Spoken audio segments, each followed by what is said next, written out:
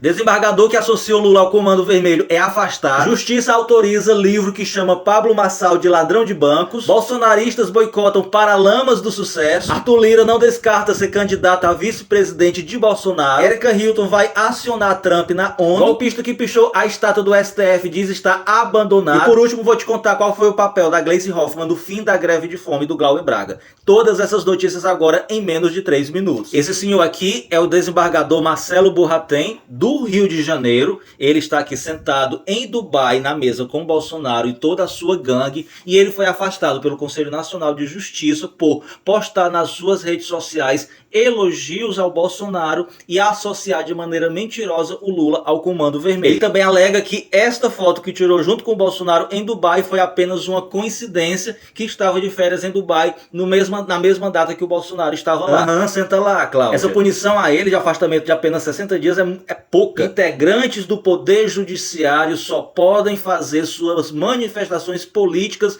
na urna, na hora de votar. Apenas isso. E a Justiça de São Paulo recusou uma solicitação do Pablo Marçal para proibir um livro que conta as origens da grana que o Pablo Marçal... O livro é esse, Pablo Marçal, Trajetória de um Criminoso. Dentro do livro fala o que já está dito e comprovado na justiça, que ele foi um ladrão de banco. Viu, minha gente? Está permitido pela justiça chamar o Pablo Marçal de ladrão de banco. E os bolsonaristas iniciaram uma campanha para boicotar a banda de rock brasileira Paralamas do Sucesso, porque o João Baroni, baterista da banda, chamou os bolsonaristas de debilóides. Ele postou o seguinte na sua rede social: não consigo entender quem ainda quer um sociopata, miliciano, genocida, golpista de volta ao poder. Tem que ser muito débil mental para isso.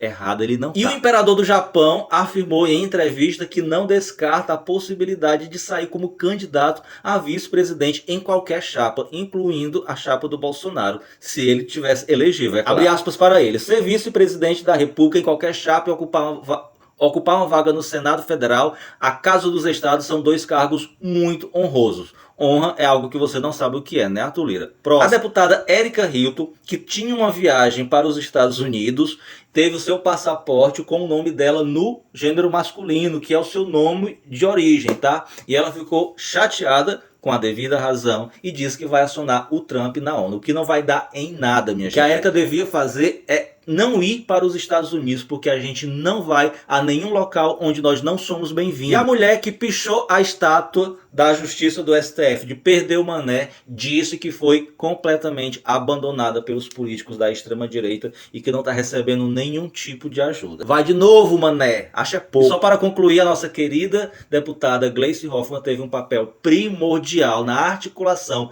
e negociação com o presidente da Câmara dos Deputados, Hugo Mota, para conseguir findar a greve de fome do Glauber Braga. Ela não teve os créditos exposto pelo Hugo Mota e pelo Glauber, porque ela fez isso de maneira super discreta para não incomodar a galera do Centrão, tendo em vista que ela agora ocupa um cargo de articuladora entre o governo Lula e a Câmara dos Deputados. Parabéns. E é isso, meus amigos. Não esquece de compartilhar esse vídeo. Tamo junto. A maior revista de economia do mundo criticou o ministro Alexandre de Moraes. Eu vou te explicar agora o motivo que realmente há por trás dessa crítica. E depois de ter atrito com o homem mais rico do mundo, o Alexandre de Moraes agora está em atrito com a Justiça da Espanha. E eu também vou te contar todos os detalhes nesse vídeo. A revista inglesa The Economist apontou concentração de poder dos ministros do STF e chamou Alexandre de Moraes de juiz estrela. E agora uma das sucursais da imprensa ocidental aqui no Brasil, o Estadão, está cobrando que o ministro Alexandre de Moraes, que o STF,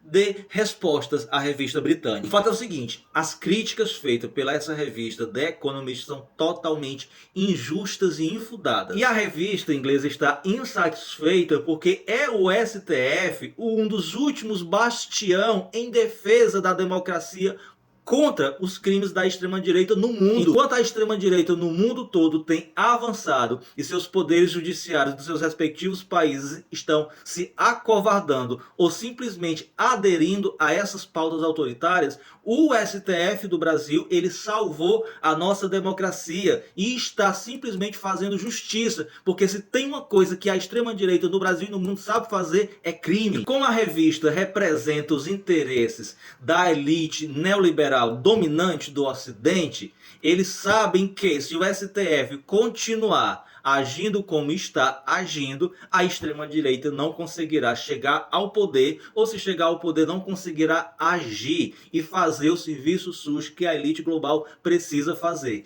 que é simplesmente fazer todos os tipos de reforma econômica para enriquecer as elites e deixar a população cada vez mais pobre, como o Javier Milei está fazendo na Argentina. Lembre-se que até antes do Javier Milei ser eleito, ele era tratado como extrema-direita pela imprensa global. Hoje não, ele já é tratado como herói da imprensa, mesmo sendo um troglodita. E em relação ao atrito do Alexandre de Moraes com a justiça da Espanha, é porque a justiça da Espanha se recusou cumprir o acordo de reciprocidade que ela tem com o Brasil e extraditar o criminoso, o Oswaldo Eustáquio, que está foragido na Espanha. A Espanha simplesmente interpretou como se ele estivesse sofrendo perseguição política, mas na verdade ele está sendo procurado pela justiça brasileira para responder pelos crimes dele de atentado à nossa democracia. Aí, diante da recusa da justiça espanhola em cumprir o acordo de reciprocidade, o que o Alexandre de Moraes fez? Também se recusou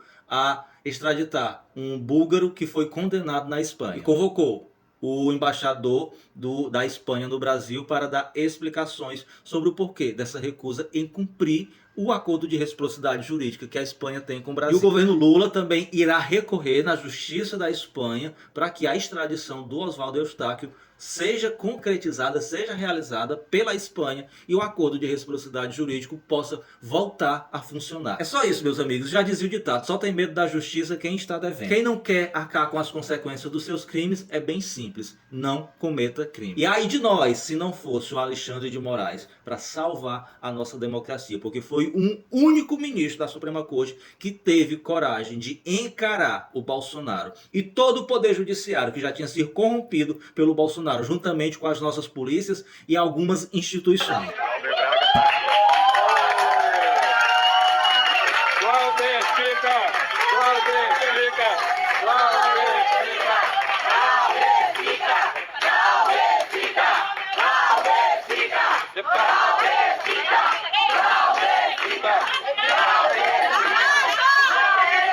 Que felicidade, meus amigos, pelo fim da greve de fome do Glauber e por um julgamento mais justo que ele terá agora. Afinal de contas, o seu julgamento sobre a cassação do seu mandato ocorrerá somente no segundo semestre desse ano e ele terá um prazo de 2 meses para se defender e conquistar a quantidade de votos necessários para impedir que essa injustiça seja consumada. O líder do PT na Câmara, o deputado Lindbergh, um dos responsáveis por negociar junto ao presidente da Câmara, o deputado Hugo Mota, agradeceu ao Hugo Mota em público pela sua capacidade de dialogar. Ele escreveu assim: quero te agradecer pelo espírito de conciliação e capacidade de negociação, presidente Hugo Mota. Um gesto importante nesta quinta-feira santa. Graças a Deus. Parabéns, Glauber e Sâmia, pela resiliência e força. Uma boa Páscoa em família. Como eu falei no vídeo anterior, eu estou muito otimista de que o Glauber não será cassado, porque vai ficar muito evidente um flagrante caso de perseguição política do Arthur Lira. O Arthur Lira, ele não tem mais o poder que ele tinha, e os deputados ficaram com receio de que poderão abrir um precedente para que qualquer outro deputado de qualquer espectro ideológico e político possa ser cassado também. Afinal de contas, esta agressão do Glauber dentro da Câmara não foi a primeira e muito menos será a última. E a maior parte dos deputados que agridem alguém, que agrediram alguém e que futuramente poderão vir agredir, não é do espectro da esquerda, mas sim do centrão e da extrema direita.